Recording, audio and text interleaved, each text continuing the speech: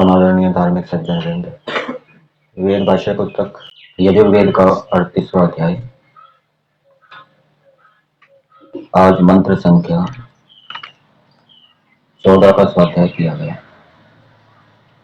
मंत्र है ईशे पिन्वस्व, ऊर्जे पिन्वस्व, ब्रह्मणे पिन्वस्व, क्षत्राय पिन्वस्व, द्यावा पृथ्वीभ्याम पिन्वस्व, धर्म असि सुधर्म अमेनि अस्मे निम्नानि धारय, ब्रह्म धारय, क्षत्रम धारय, विषम धारय। इस मंत्र का देवता है, दो देवते हैं, द्यावा और पृथ्वी। और इस विषय में, इस मंत्र में क्या कहा है, स्त्री और पुरुष क्या करें। अर्थात जो मनुष्य हैं, मनुष्यों के दो विभाग हैं, एक स्त्रियां और एक पुरुष। तो मनुष्य क्या करें, वो संसार के अंदर कैसा व्यवहार करें।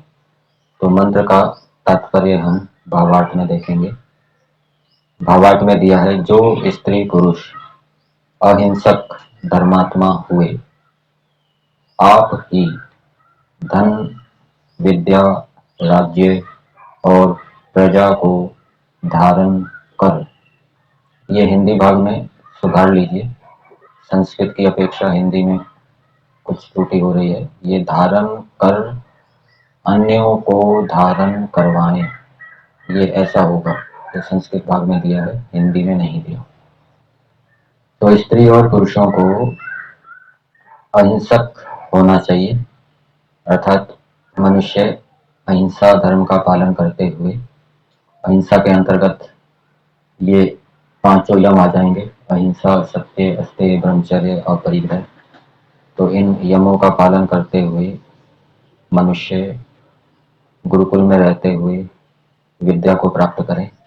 गुरुकुल में रहते हुए वो धर्मात्मा होते हुए विद्या को प्राप्त करें, और धर्मात्मा होते हुए ही वो धन को अर्जित करें। धर्म पूर्वक धन को अर्जित करें, अधर्म पूर्वक धन को अर्जित ना करें।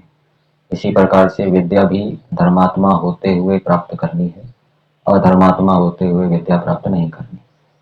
क्योंकि यदि धर्मात्मा होते हुए विद्या प्राप्त करेंगे तो उस विद्या से सुख होगा, और अधर्मात्मा होते हुए विद्या को प्राप्त करेंगे तो उससे बुद्धि बिगड़ेगी और उससे मनुष्य का विनाश होगा। इसी प्रकार से धर्म पूर्वक राज्य को प्राप्त करना है। संस्कार विधि में लिखा है, गृहस्थाश्रम प्रकरण में महर्षि दयानंद जी ने, कि अधर्म से यदि चक्रवर्ती राज्य भी प्राप्त होता हो तो उस चक्रवर्ती राज्य को प्राप्त नहीं करना चाहिए। तो धर्म पूर्वक जो क्षत्रिय हैं वो राज्यों को प्राप्त करें और प्रजा को धारण करें। धर्म पूर्वक प्रजा का पालन करें, अधर्म पूर्वक प्रजा का पालन ना करें। तो ये बात बताई। फिर धारण कर अन्यों को धारण करवाएं। धर्म से, न्याय से धन कैसे कमाया जाता है उसको जानकर, उसको कमाकर फिर उसकी विधि दूसरों को भी बताएं कि इस प्रकार से हम वर्तमान परिवेश में भी किस प्रकार से न्याय पूर्वक, धर्म पूर्वक धन को कमा सकते हैं। इसी प्रकार से धर्म से विद्या प्राप्त करके, धर्म से विद्या प्राप्त करके मतलब गुरुकुल में रहते हुए, आचार्य का प्रिय आचरण करते हुए, जो संस्था है उसके नियमों का पूरा पालन करते हुए, साथ साथ में अहिंसा, सत्य, अस्तेय, ब्रह्मचर्य आदि इनका भी पालन करते हुए विद्या को प्राप्त करें। फिर दूसरों को भी बताएं, उन्होंने इस कार्य में सफलता प्राप्त की, दूसरों को भी बताएं कि आप गुरुकुल में जाएंगे तो किस प्रकार से आप वहां रहें, धर्म का आचरण करें। सारे उपाय, तरीके उनको बताएं। इसी प्रकार से किसी ने धर्म से चक्रवर्ती राज्य प्राप्त किया है, वो जिस उपाय से, जिस विधि से उसने प्राप्त किया वो दूसरों को बताए, जिससे कि दूसरे भी धर्म से चक्रवर्ती राज्य को प्राप्त कर सके। एक राजा है, अधिकारी व्यक्ति है, वो संस्था के अंदर रहने वाले व्यक्तियों का न्याय पूर्वक पालन करता है, तो वो उपाय, वो विधि वो दूसरों को भी बताएं, अन्यों को धारण कराएं। तो ऐसे जो करते हैं वे अन्न, बल, विद्या और राज्य को पाकर तो उनको उत्तम उत्तम अन्न की प्राप्ति होती है, जो बल बुद्धि विद्या पराक्रम को बढ़ाने वाले होते हैं।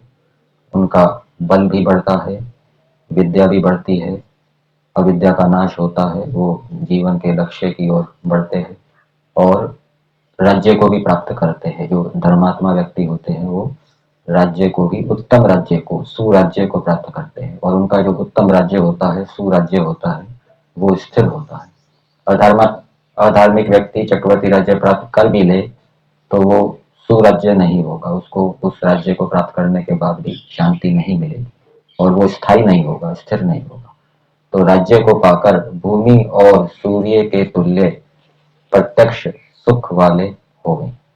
तो इस प्रकार से जो मनुष्य धार्मिक होते हुए धनवान बनते हैं, धार्मिक होते हुए विद्वान बनते हैं, धार्मिक होते हुए राज्य को प्राप्त करते हैं, धार्मिक होते हुए प्रजा का पालन करते हैं, वे जैसे भूमि सभी प्राणियों को सुख देती है, जैसे सूर्य सबको सुख देने वाला होता है, इसी प्रकार से वे भी जगत के प्राणियों को सुख देने वाले होते हैं। परमेश्वर भी ऐसा है, परमेश्वर धार्मिक है, धर्मात्मा है और धर्मात्मा होते हुए परमेश्वर विद्वान भी है और इस जगत रूपी राज्य का पालन करता है, सबको सुख देता है। तो वैसे ही मनुष्यों को भी करना चाहिए। ये ईश्वर की उपासना है, ये इस मंत्र का तात्पर्य है। अब मंत्र के शब्दों को पदार्थ के माध्यम से देखते हैं। संबोधन में 2 पद दिए हैं और ये स्त्री के ऊपर भी लागू हो जाएगा और पुरुष के ऊपर भी लागू हो जाएगा। हे धर्म, सत्य को धारण करने वाले स्त्री अथवा सत्य को धारण करने वाले पुरुष। सत्य किसको कहते हैं? जो जो वेद के अनुकूल है वह वह सत्य, जो जो ईश्वर के गुण कर्म स्वभाव के अनुकूल गुण कर्म स्वभाव हैं वे सत्य। तो स्त्री और पुरुष कैसे होने चाहिए? वो वेद पढ़ें और वेद के अनुकूल चलें, वेद के माध्यम से ईश्वर के गुण कर्म स्वभावों को जानें और अपने गुण कर्म स्वभाव भी ईश्वर जैसे बनाएं, तो वो सत्य को धारण करने वाले हुए। फिर दूसरा है सुधर्म, सुंदर धर्म युक्त, अपने धर्म का पालन बहुत ही अच्छी प्रकार से करें। कोई ब्राह्मण है तो वो ब्राह्मण का जो कर्तव्य है, पढ़ना पढ़ाना यज्ञ करना कराना, उसको बहुत ही अच्छी प्रकार से करे। क्षत्रिय का जो कर्तव्य है, धर्म है, न्याय से प्रजा का पालन करना, उसका वो बहुत ही अच्छी प्रकार से पालन करे। महर्षि दयानंद जी का पत्र व्यवहार पुस्तक के अंतर्गत एक पत्र में लिखा है कि जो न्याय प्रिय राजा होते हैं वो इस प्रकार से रास्तों को बनाते हैं, मार्गों को बनाते हैं, जिससे कि अंधा व्यक्ति भी प्राप्य स्थान को पहुंच जाए। और जो विरोधी होते हैं, न्याय का विरोध करने वाले होते हैं, वो इस प्रकार का मार्ग बनाते हैं जिससे कि उसमें चलने में बहुत कष्ट हो, कठिनाई हो। जब चलने में ही कष्ट कठिनाई हो रही है तो फिर लक्ष्य को प्राप्त करने की बात तो बहुत दूर की। ये उस प्रसंग में बताया गया है कि भिन्न भिन्न मत संप्रदाय वालों ने जो वेद के शब्द हैं, शास्त्रों के शब्द हैं, उनको बदल दिया है, बिगाड़ दिया है। जैसे बौद्धों के विषय में बताया गया है कि उन्होंने धर्म के स्थान पर धम्म कर दिया, जिससे कि दूसरों को वो समझ में ना आए क्या है। जो बात किसी मत की प्रमाण से अथवा युक्ति से सिद्ध नहीं होती तो वो इस प्रकार से बिगाड़ देते हैं शब्दों को, जिससे कि दूसरों को कुछ समझ में ना आए और इस प्रकार से वो अपना मत चलाते हैं। इसी प्रकार से राजा को भी ऐसे मार्ग बनाने चाहिए जिससे कि जो प्रजा है वो सुविधा से, सरलता से अपने लक्ष्य को प्राप्त कर ले। ब्राह्मण पढ़ाने वाले अध्यापक वो भी ऐसे होने चाहिए जिससे कि जो विद्यार्थी है वो सरलता से विषय को ग्रहण कर ले, उसको समझने में कठिनाई ना हो, क्लिष्ट शब्दों का प्रयोग ना करें। जैसे कि हम देखते हैं कि बाद के जो विद्वान हुए, अनार्ष शास्त्र जो बनाए गए, आर्ष शास्त्रों की क्या विशेषता होती है कि उनकी भाषा सरल होती है, भाव गंभीर होते हैं, ग्रहण करने में सरलता होती है। और उसके बाद जो नए शास्त्र बनाए गए, अनार्ष शास्त्र, जैसे एक प्राच्य न्याय होता है और एक नवीन न्याय होता है। तो नवीन न्याय जो है वो अनार्ष शास्त्र है, अनार्ष विद्वानों के द्वारा बनाया गया है। तो उसके विषय में बताते हैं कि वो उसको पढ़ने में भी समय अधिक लगता है और वो कठिन भी है और लाभ उसमें थोड़ा होता है। इसके विपरीत जो प्राच्य न्याय है, जो ऋषियों के द्वारा बनाया गया है, वो पढ़ने में सरल है और थोड़े समय में अधिक लाभ हो जाता है।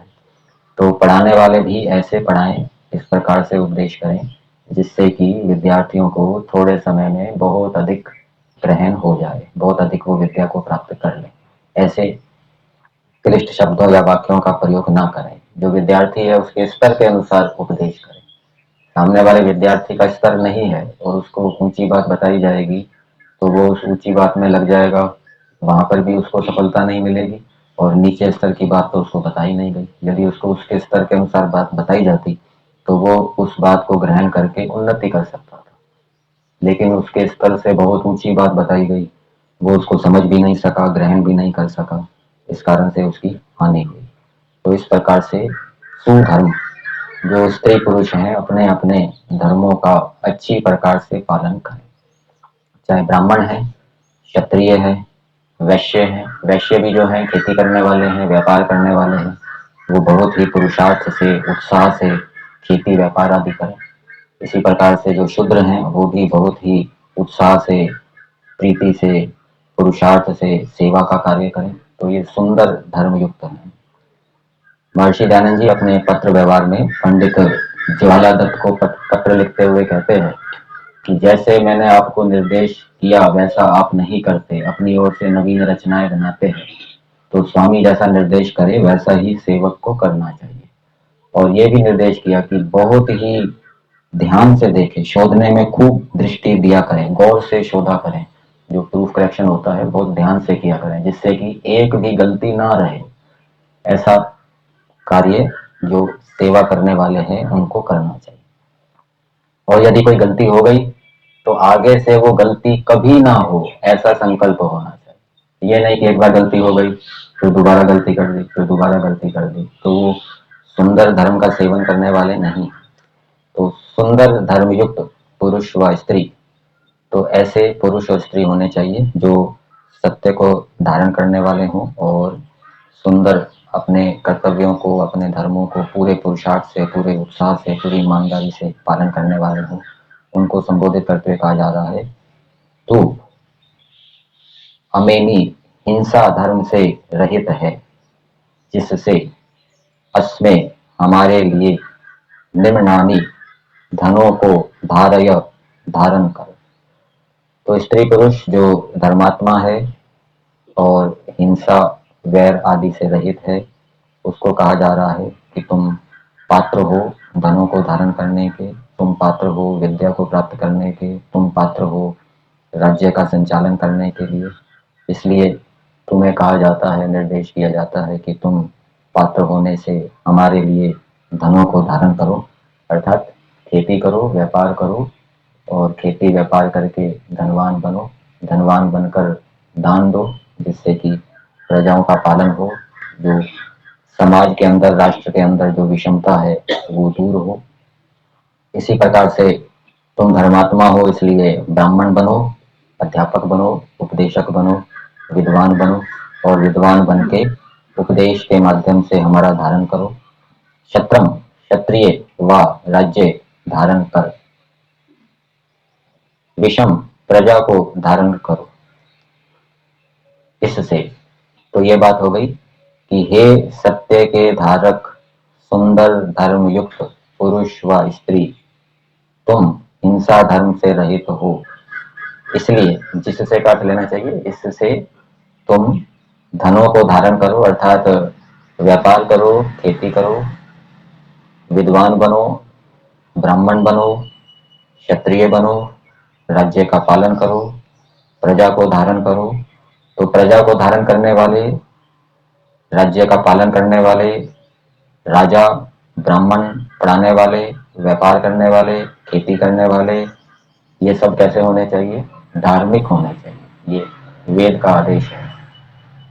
इससे फिर आगे दिया है, ईशे अन्न आदि के लिए पिनवस्व सेवन कर, ऊर्जे बल आदि के लिए सेवन कर, राज्य के लिए सेवन कर। तो आपने जो राज्य प्राप्त किया है, धर्म पूर्वक राज्य प्राप्त किया है, इस राज्य को आप और बढ़ाओ, चक्रवर्ती राज्य को प्राप्त करो। ये जो आपने धर्म पूर्वक अन्न आदि उत्पन्न किया है या अनेक प्रकार के पदार्थों का निर्माण किया है, इससे तुम दूसरी प्रजाओं का पालन करो, उनको सुख दो। ये जो तुमने धर्म पूर्वक विद्या प्राप्त की है, उस विद्या को दूसरों को देकर उनके लिए बल आदि प्राप्त कराओ। फिर आगे दिया है, और द्यावा पृथ्वीभ्याम, भूमि और सूर्य के लिए सेवन कर। अर्थात जो जो तुम धर्म पूर्वक ऐश्वर्य प्राप्त करो, चाहे विद्या के रूप में है, चाहे राज्य के रूप में है, चाहे धन के रूप में है, तो उस ऐश्वर्य का तुम उपकार के लिए उपयोग करो। जैसे भूमि और सूर्य सभी प्राणियों का उपकार कर रहे हैं, सुख दे रहे हैं, इसी प्रकार से मनुष्यों को भी धर्म पूर्वक ऐश्वर्य को प्राप्त करके दूसरों को ऐश्वर्य प्राप्त कराकर सबको सुखी करना चाहिए, सबका उपकार करना चाहिए। एक दृष्टांत दिया गया है कि जैसे प्यासा व्यक्ति प्यास को दूर करने के लिए अत्यंत पुरुषार्थ से कुआं आदि खोदता है, वैसे ही मनुष्यों को अत्यंत पुरुषार्थ से धर्म आदि का सेवन करते हुए विद्या, बल, धन आदि को प्राप्त करना चाहिए और दूसरों को भी प्राप्त कराना चाहिए। ये वेद का संदेश है।